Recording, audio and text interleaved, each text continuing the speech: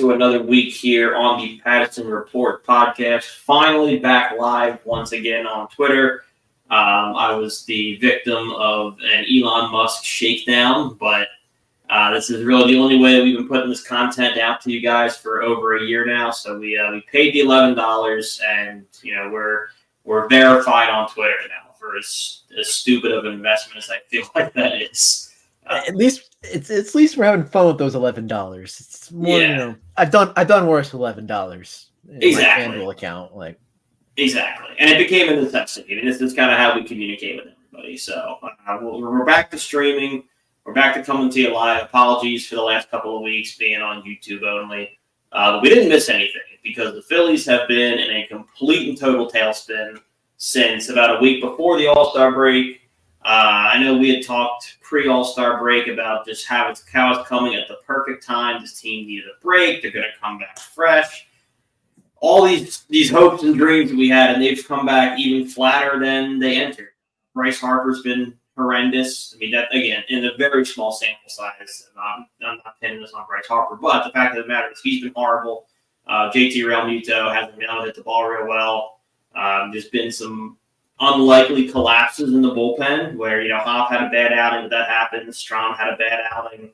Alvarado's really fallen out of favor lately. Obviously, you move on from Gregory Soto. You just got guys not really producing. Turner's cooled off a little bit. It's just stop never got going. So at top to bottom, the team's just not playing real well. Of all the things I just rattled off that's kind of gone wrong, Ryan, what do you kind of attribute this meltdown to the most, if you had to pinpoint one thing? I mean, it's got to be the bats. I mean, Bryce Harper being that cold, it just does it in for the whole team when he's not hitting well. It seems like the team's not falling behind him. But how I am currently coping is we, started off slow last year, got hot. We started hot, and then we collapsed in the playoffs. This is that playoff collapse right now. So we're turning the new page, and it's all a new, right now. But yeah, it's got to be the bats. The injury to Ranger didn't help. He wasn't pitching well before that. I thought he was hurt. The trade deadline, I mean, no big splash. No big splash. The reports came out that he tried. So I didn't really like our deadline. We didn't get to talk about that at all. I didn't really like it. No, I do like. So I like Estevez a lot, especially because, I'm not in the organization, of course, but it felt to me a little bit like a move by Dombrowski to save Rob from himself. Rob is going to ride with his guys no matter what, but I mean, Jose Alvarado hasn't been right for whatever the reason is for months now.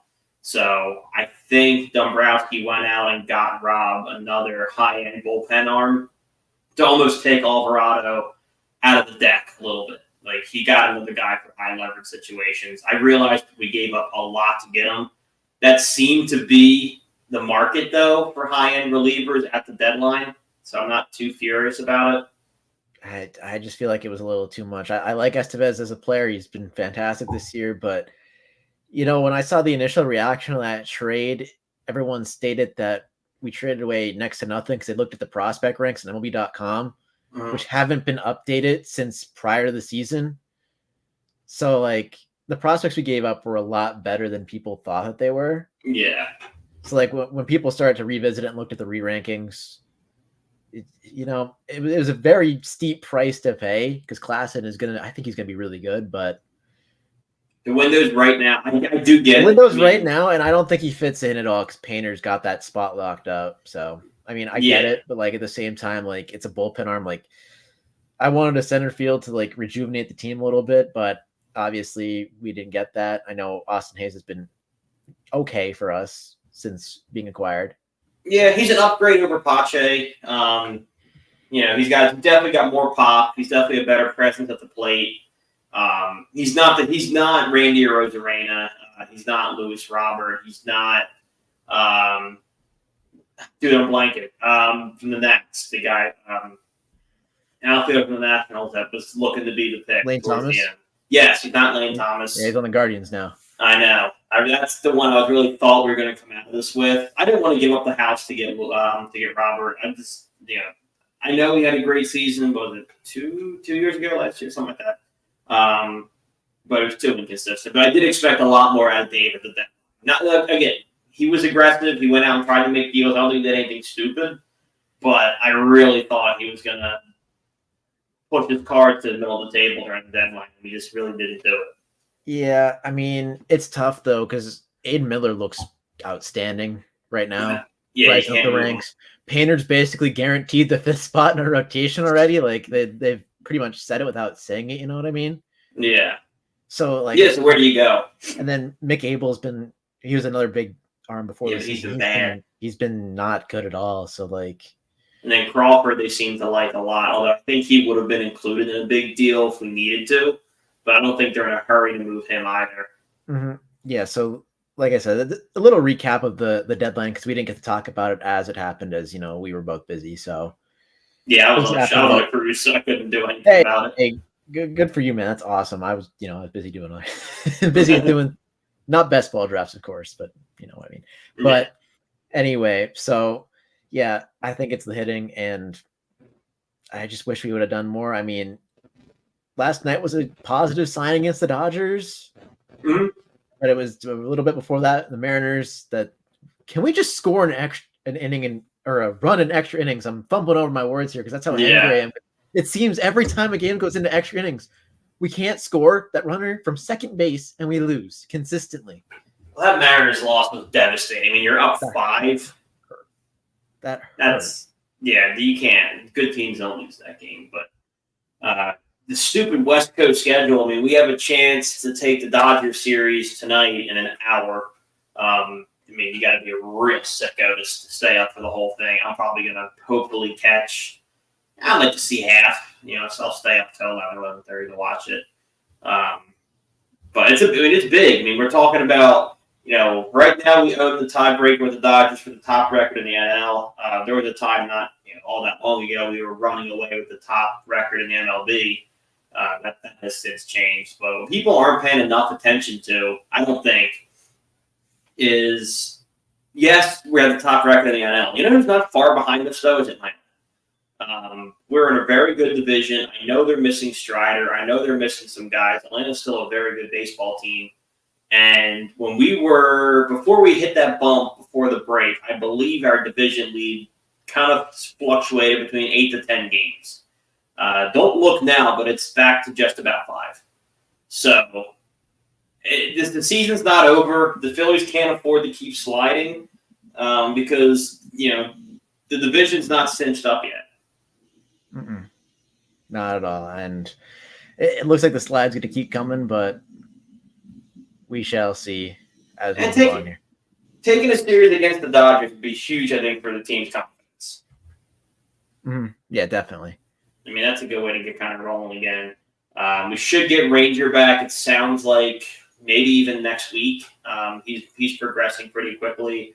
Taijuan Walker, not that he's the savior you need, but I mean, you're looking at right now this rotation consists of Tyler Phillips, who I like a lot, and I think he's done the best that he can with what he's been given. But Tyler Phillips is your 4, and then your 5 right now is a bullpen game. So even getting Taijuan Walker back is better than a bullpen game in my eyes. Mm-hmm. Spencer Turnbull started working on his way back, so you're starting to get some of your arms back healthy, which hopefully is going to help a little bit. Yeah, I mean, I think the team's the only way to go is up at this point. Yeah, because we've hit the bottom. We've hit rock bottom at a decent point. Hit rock bottom. Like it seems like a lot of these teams are bottoming out. The Braves and the Mets are, the Yankees on the up a little bit, but you got the Yankees. Kind of feels like the Dodgers without all their pieces. I know they've been better than us, but the Orioles a little bit have been slumping too. It's a good time to hit a bump. Yeah, and speaking of the Dodgers series, I just wanted to shout out. I'm very proud of the team. They gave the respects to Freddie Freeman as he took his first at bat. I'm gonna butcher the illness name, but his son was sick, and thank God he made a miraculous recovery because that's what the reports are. So.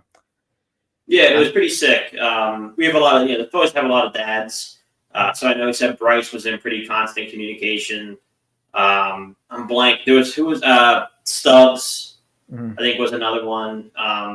So yeah, it was a great look for the organization. Good look for sports. A lot of good guys representing our city, and I'm very happy with that. I felt the need to point that out.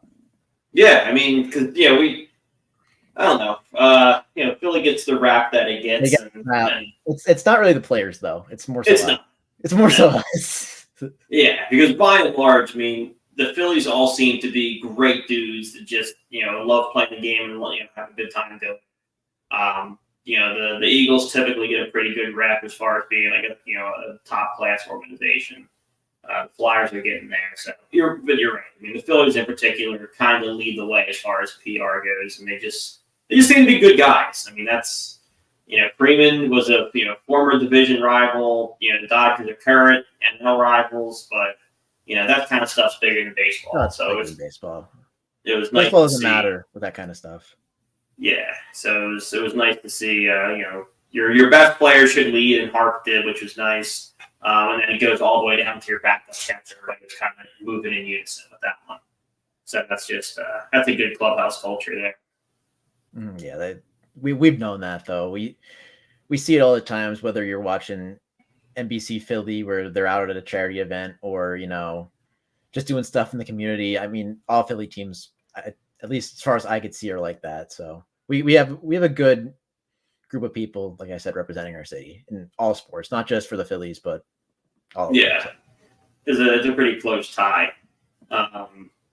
And speaking of relationships and all that, we ended across the parking lot. Yeah, we ended last year and a lot of the off season with some reports. Whether it be, I think Jeff McLean had a couple. It's the usual suspects. Jeff McLean had a couple. Josina Anderson, the snake that she is in the Eagles locker room, had a couple. About how fractured the Eagles were and, how they're putting up this facade, but behind closed doors, there's problems with Hurts and Sirianni in the front office. There was all these rifts that were supposed to exist. I'm sure you've watched as much, if not more, preseason film than I have. And I gotta tell you, unless they're really good at faking it, this team looks really cohesive, really together. There seems to be that perfect blend of intensity and fun to where, you saw CJ Gardner-Johnson hit the shot to cancel the meetings. But then on the flip side, you have Vic Fangio coming down hard on the guys. Did you see there was a really goddamn. There was a really great, what the hell's wide receiver? His name's Paris. Is it? Paris Campbell. What was it? It was Campbell? Yeah. Paris Campbell, yeah. He was doing a podcast or talking to somebody in an interview, and he kind of said that, is this normal? Like, I've never practiced this hard. In the preseason, the Eagles don't typically have this rep. Like, is this usual for you guys? And I wish I could give credit to the player, the vet who said it from last year, but they kind of said something along the lines of, look, we finished 1-7. Like, shit ain't sweet anymore. This is how we have to operate now. And I think that's absolutely correct. So I love that. That's kind of the vibe coming out of that team was, we're not going to forget about last year. Last year wasn't good enough. Like, my whole take on it, the practices have looked great. I mean, the optics have looked amazing. Like you said, that shot to cancel team meetings, like the tenacity at practice. It feels like it manufactured. I hate to say it, but that's what it kind of feels like. You know what I mean? Okay. No, I don't actually. Because I think last year felt manufactured when they were putting on that front. I'm saying the drama, the rift, not the good vibes. Okay. Not the good vibes. I'm saying the rift. I'm saying the rift is manufactured. Okay. The good vibes are purely good vibes. I mean, you saw it at the was it open practice with Saquon coming out and everyone just being like, Well, yes, I mean, open practice, 50K in attendance, people going nuts. Exactly. The one guard from Michigan saying it was louder than the big house, which pissed a lot of Michigan fans off. So, two birds, one stone there. Look, what doesn't make sense is they're reporting about Hurts and the offense, but the defense was the big thing that the season went south last year, which it feels like it's missing the mark a little bit. I don't know. I can't say if the right or the wrong. Obviously, we're not on the inside of the Eagles facilities, but I mean, it feels pretty easy to point at Sirianni after, the yelling at the Chiefs game and every, the Yeah. long list of things you could go down and point at for, it kind of feels like that's where it's coming from. Yeah. I think, well, to get to your point about the defense, because I want to get into that anyway. Look, obviously the Phillies social media admin, and for whatever reason, even a lot of the local sports writers in the off season are much more optimistic than they are, say, week 3 or 4. So everybody right now is looking at and reporting on the good. The offense looks great. Jalen Hurts, which I didn't know was a thing. I'm still not sure what it is. Set the record for most preseason completions without an interception. Who the hell cares? I know. But the offense looks good. The players can be really happy with Kellen Moore, so that's easy to report on. That's exciting. That makes us feel good as fans. If you listen to, which is kind of cool, how many press conferences Vic Fangio's done, the defense hasn't improved dramatically. So I think that's why you're not hearing as much reported about it, is because it's not all sunshine and rainbows over there yet. This is still going to be, in my opinion, a mediocre at best defense this year, I think.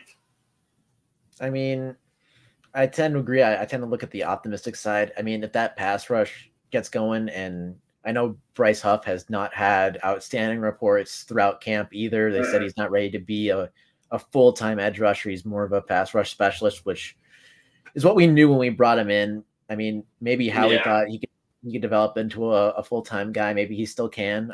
Jury's out on that. We have to watch him take a snap. All you go off is what we saw him do last season in a Jets uniform, and he looked fantastic rushing the passer. So, yeah, but in that more limited role, though.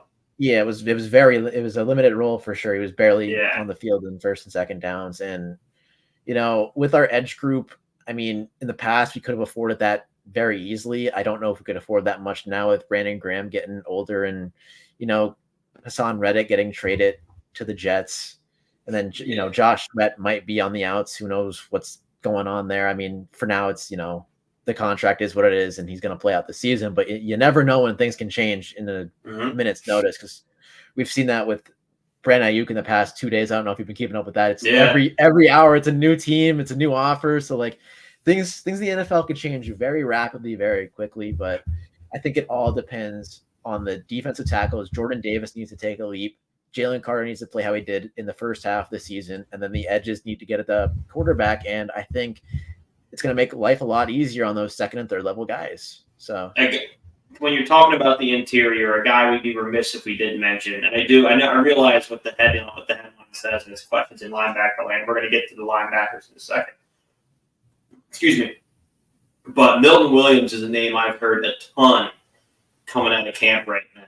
And it seems as though he's taken the step forward in, obviously you have, Fletch's absence, it's going to be noticeable. I mean, I don't expect Milton Williams to step in and be Fletch.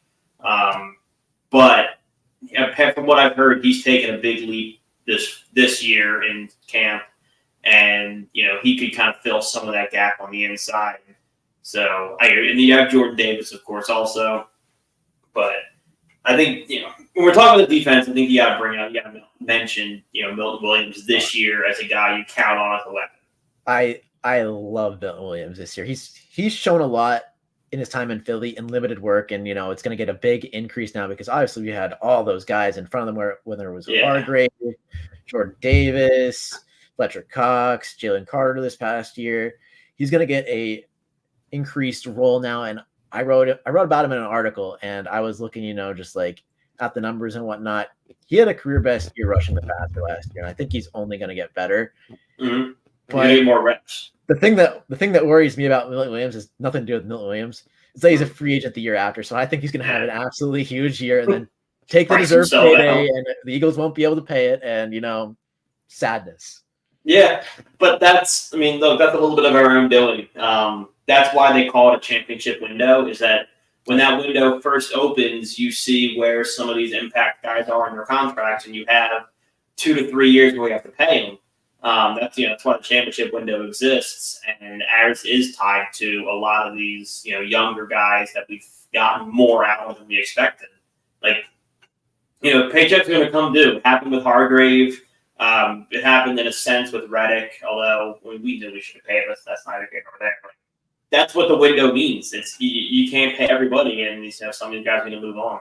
Yeah, I mean, the perfect description of that is what I just mentioned right now. It's Brandon Ayuk in San Francisco. I think he's the best wide receiver on that team, and they can't pay him because they have so much money to McCaffrey, Kittle, and Debo, so they just can't afford to send him the contract that he so rightly deserves. So yeah, I mean, sometimes the guys price themselves, right out of the team, and good for them. Go get your money. I'll always be on board with you. Players don't get what they're worth, especially skill position guys, because that lifespan is so short. They take a beating. Yeah. But speaking of the defense, a guy who I've really always been really high on, rooting for him. I thought it was a good pick and made it. Just waiting for him to break out is Nakobe Dean. He's had a hard time staying on the field, but by all accounts, when he's on the field, he's a high motor guy. He's a high effort guy. He's supposed to be he's a high IQ guy, but a limited role play calling wise. But he's frustrating Vic Fangio again this offseason. Do you think he's ever going to kind of come out of his shell and be the difference maker and linebacker we were hoping for, or was this kind of swing and a miss? I think it was a swing and miss. I hope I'm wrong, but what I've been hearing and what he's shown in the past, it's just one of those things where you might just have to chalk it and move on. Yeah, I'm starting to agree. I mean, we're bringing in, 1-year guys, just kind of on prove-it deals. And from everything I've heard at camp, the guy they got from the Saints, was it Zach Braun? Yep. Braun? Yeah, I mean, he's outplayed him several times now where he's diagnosed a play and blown it up.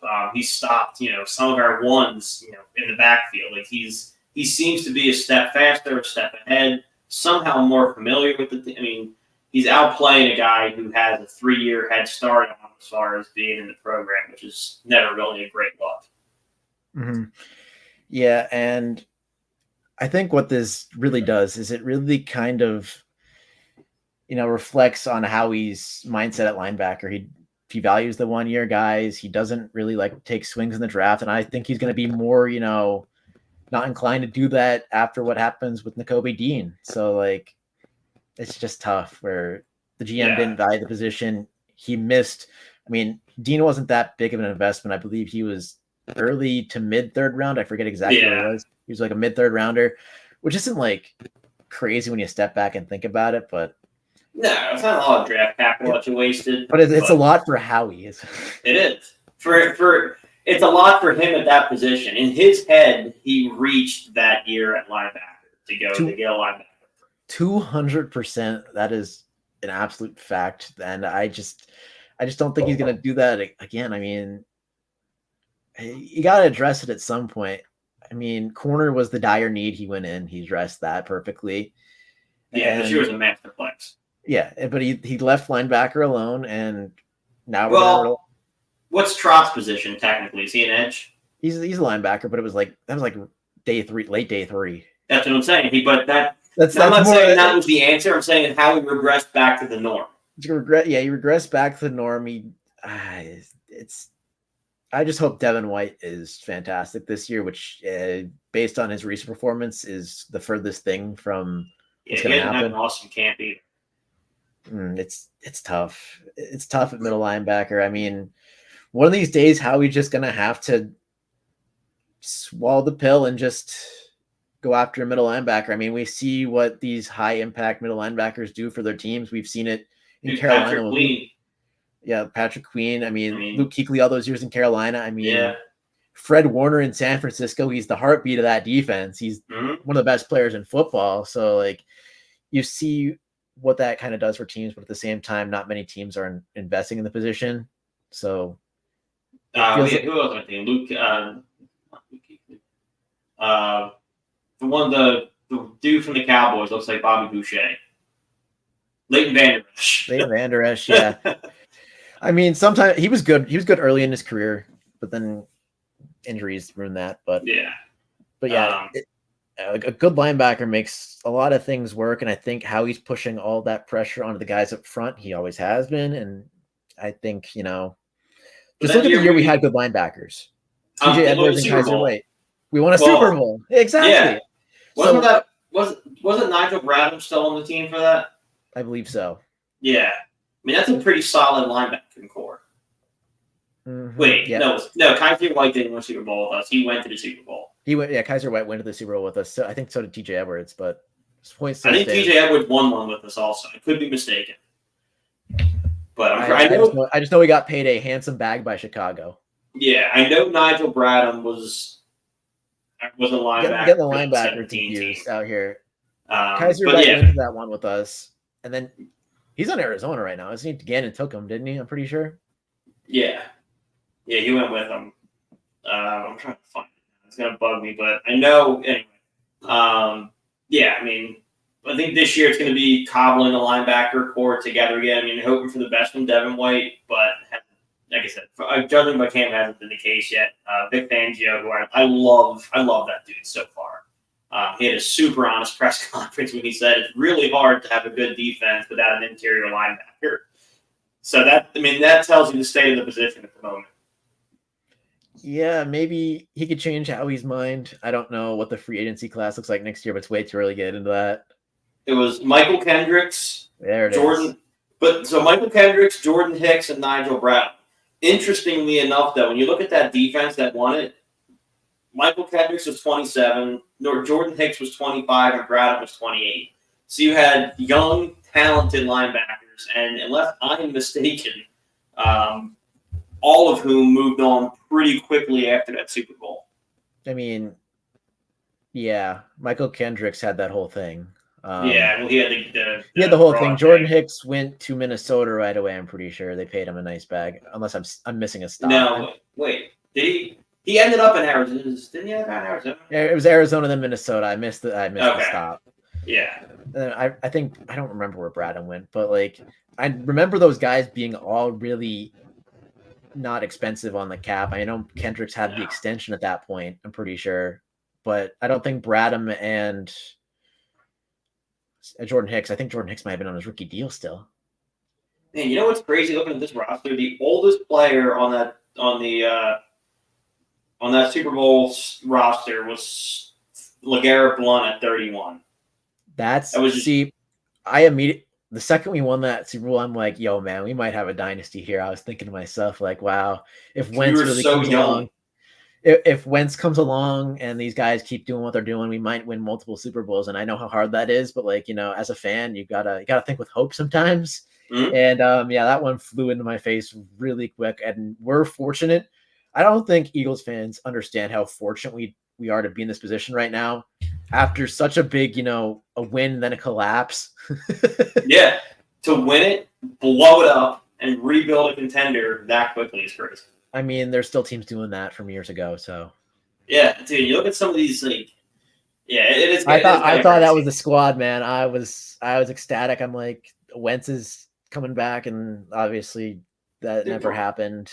I knew Jay Ajayi was not going to be long term. LeGarrette Blount there with his age. I knew those guys were short term fixes, but Alshon Jeffrey was an absolute menace. Aguilar played well in that Super Bowl. I thought the resurrection arc was on. I mean, he's still in the NFL kicking and doing some good things as well, so I won't take that away from him. The one that sticks out to me the most, and you'll appreciate that, with how our line was good then and it's still good now. But at that point, with that, how lethal that 17-0 line was, that was the beginning of, Kelsey becoming, he was already great, but becoming who he is, Lane Johnson becoming who, all this stuff. You have Jordan Mailata the next year. Brandon Brooks, when we won that Super Bowl, was your right guard at 28.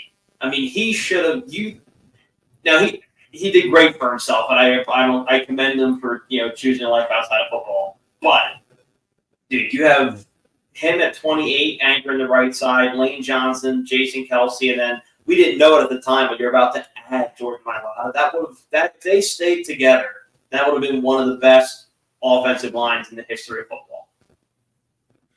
Yeah, I'm just happy we got them at all. I mean, see, this is where Howie makes his money in free agency. It's how he does it. Brandon Brooks, that contract, 2 years down the line, he steps up with Stoutland. The contract looks like an absolute value. It's how he does. That's why I know it works way better for O-line because Stoutland's there, but he tries to do that on defense, and that might hurt him a bit. Like this Devin White signing, He loves reclamation projects. A lot of he's a big prove it deal guy. Howie loves himself a prove it deal.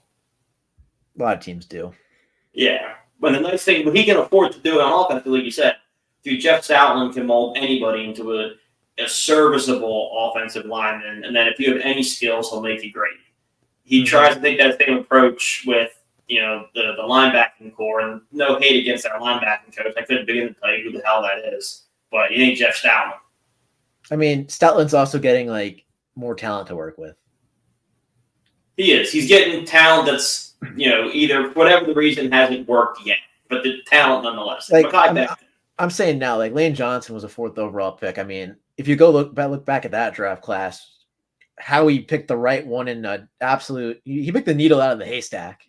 Yeah, I'm trying to get at with all the tackles that went so high there, and he picked the right one, and then the rest of them kind of, didn't have a long career in the league. I mean, Landon Dickerson was a 2nd round pick. Obviously, Mailata is like the golden standard for his coaching for development. I mean, that's oh my gosh, like he could look back on that and for the rest of his career and just be like, "Yep, I helped that happen." And he wasn't. I mean, look, he wasn't the one who made Jason Kelce who he is necessarily. I mean, Kelce himself credits a lot of his previous offensive line coaches, but I mean, he was a 6th round guy who Stoutland in part turned into a Hall of Fame center. So crazy stuff, which gives me hope for a right guard situation because Tyler Steen has high draft capital. Mekhi Becton does as well. Mekhi Becton has all the physical tools. I remember, I think it was his first year when he played tackle for the Jets. It might have been his second. I might be, messing up things in my mind, but he was incredible for the Jets. And then he got hurt and it all kind of went downhill there. But I think Stoutland has a lot of physical traits to work with at that right guard position. Obviously, Cam Jurgens moving over to center. Obviously, Jason Kelce helped scout him. So, obviously, we're going to fill the, and he's had a good camp. The void. Yeah, he's had a good camp. We're going to fill the void from Kelce. I'm not saying it's a 1-for-1 swap or anything, but him helping him scout him and, having to learn with him for 2 years, I believe. Yeah. It's really good for Cam Jurgens' development. And I think we're going to see him do a lot of the stuff that Kelce did, obviously not to the level that Kelce did it, but I still think you could implement, Jurgens being a pull blocker and all that other stuff with him on the offensive line. So I'm excited about that we're not having to change the whole dynamic of our offense because Jason Kelce's retiring. But I think we're fine on the O-line. I looked at PFF, their ratings for offensive line this year. I believe they did it in July. They put the Eagles at 2, which looking at the landscape, I'm pretty okay with that. The Lions are number 1. Obviously, they're loaded up there. I mean, when you draft a Hall of Fame tackle at 6th overall, like, yeah, I mean, I'm well done. Okay. Yeah, I'm cool with that. 2, to still be at 2 and lose, like we just said, one of the best centers ever played the position speaks to the depth. And it speaks to the other 3 guys that are going to pick up the leadership with Dickerson, Mailata, and Lane Johnson. So. Yeah, I was cool. I saw a clip. I just briefly went over, but we'll end on this this conversation.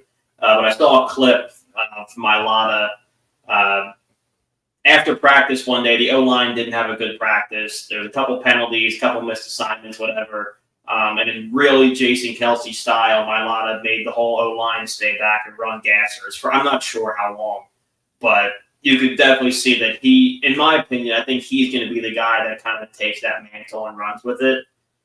Dickerson is great for, positivity, good vibes, making guys feel confident, included, all that stuff, and that's important. Lane Johnson is kind of like that, just boulder, like silent, goes out, does his job, leads by example. But when you're talking about the guy who's going to kind of take control of the room, I think it's going to be Jordan Mailata who fills that role. I agree. I always have to mention when we bring him up that he's great vocals. So like he'll be able to project. He'll be able to project the O-line. Yeah, and I think there's something with him too. I mean, I heard it was an interview he did with New Heights like early on, and I always forget about it that he came to the team in 2018. So all he's known is God, that Super Bowl was so awesome, and he never got to taste it for himself. Then he went to one and lost. So, I mean, you talk about a guy who wants a ring more than anything. I mean, I think he's as hungry, if not more, than most players on the team because he came in that immediate offseason, and everyone's talking about this great thing they all just accomplished together. And you're kind of like, you're the new guy on the outside looking in. So, I really think that he wants one of his own more than most. Yeah, I can agree with that one. He's gonna get it. I hope. Me too. Well, we have the whole off season to get into our predictions. Now that camp is officially back in, starting next week. I loved doing this last year, so we're going to run it back again this year. But we're going to start dedicating, each podcast to 2 position groups on the Eagles. We're stealing it from Rube. Rube's one of my favorite Eagles writers. He does it after every game, so we're going to start doing position group previews each week from here until opening week in Brazil. So stay tuned for that. I'll be great for the vibes and seeing what I see on screen, and then Ryan's going to tell me whether I'm right or wrong based on 17,000 metrics that only he knows. Yeah, hey, I'm here to be the football guy. You carried me through baseball season. I still watch the Phillies. I'm a dedicated fan, but like football is my thing. Yeah, so if you want the real feel from a fan's perspective and a football writer / savant perspective, check in every week from now until the opening kick, and we'll take you through position group by position group. But until then, for this week, I'm Brandon. That's Ryan. This is the Passing Report. We'll see you all next time.